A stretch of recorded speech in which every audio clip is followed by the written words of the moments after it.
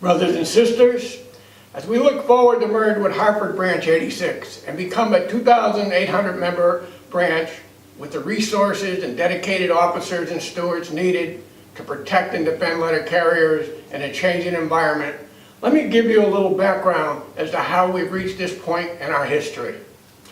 We have spent the past 32 years merging together 31 separate post offices throughout Connecticut to create a branch of 1,050 active and retired members capable of defending the rights and benefits of union members in small and large offices, and we have been very successful in our efforts.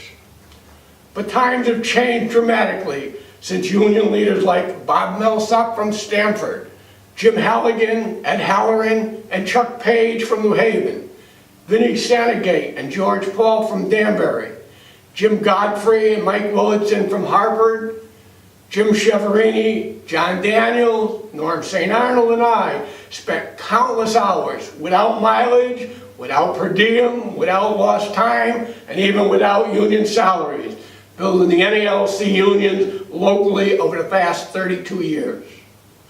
And in April of 1970, I, along with thousands of other brothers and sisters from across the country, participated in an illegal wildcat postal strike began in New York City that won the collective bargaining rights and benefits that carriers enjoy today. And while letter carriers of good faith and character fought to improve the lives of their brothers and sisters, a small group of naysayers who had private agendas and who contributed little or nothing to the welfare of the union continually criticized and condemned and complained. They tried and thankfully failed to convince the membership that change was bad and that they, and not the leaders of their branch with years of experience, knew what was best for them. And because the membership was not fooled, we all benefited from the fruits of their labors and the merging together of the local branches. However, the past is prologue. We now have to keep ahead of the curve. Time and technologies in the Postal Service have been changing rapidly, and we need to adapt or become irrelevant. Scanners, GPS, cell phones, Twitter, Snapchat, Facebook, Amazon, 7-day deliveries, CCAs and former CCAs, who now comprise 1/3 of the workforce. In Branch 20, that's 210 members. These are today's reality, and we need to put in place the resources, the union structure, and the energetic, knowledgeable leaders to deal with it effectively. That is why we are working hard today to continue our successful history of mergers that will build on the past and provide for the future. With the merger, we are looking to put into place full and part-time opportunities in the union for a new generation of union leaders. If approved by the membership of both Branch 20 and Branch 86, this merger would be the largest merger by far in Connecticut and one of the largest NALC branches in the entire country. We are currently working on merging together the bylaws of Branch 20 and Branch 86, taking the best from both and discarding that which has become obsolete. The branch will be known as Connecticut Merged Branch 20, reflecting the branch, its makeup, and selecting the lowest branch number. The full-time officers for the first 3 years would be Michael Willitson, President, Paul Daniels, Executive Vice President, and George Lahan, Vice President. Following a transition period that will require a great deal of time, experience, and expertise from both Mike and I hope to be able to retire at that time gracefully.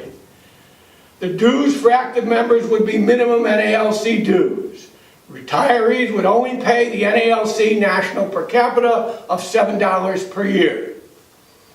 Current stewards will remain in place for the first 3 years and then will be appointed or elected.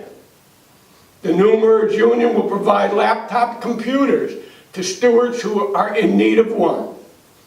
A compensation officer will be appointed and area stewards will be available for offices without stewards in their local offices.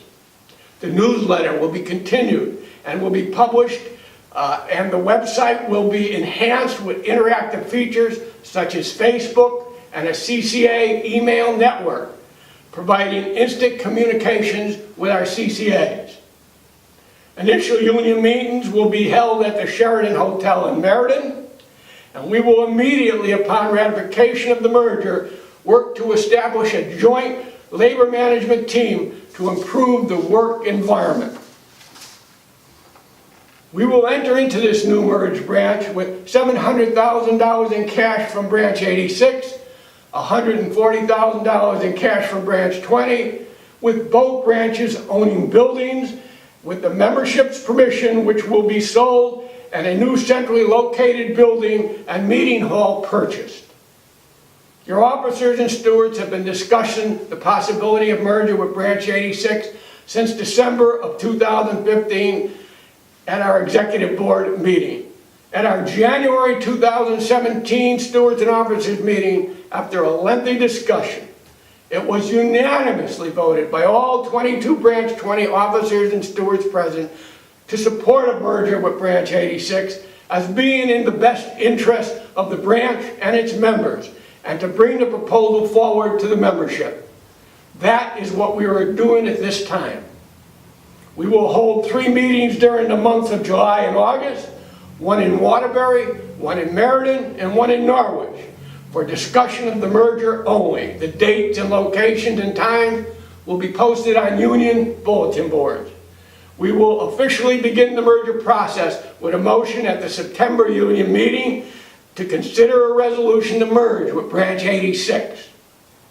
We will then send out by mail to every active and retired Branch 20 member a notice of vote on the merger with Branch 86 with the details of the proposed merger. A vote will then be held at the union meeting in October with the members present and voting to approve or reject the merger. Thank you for your time and attention.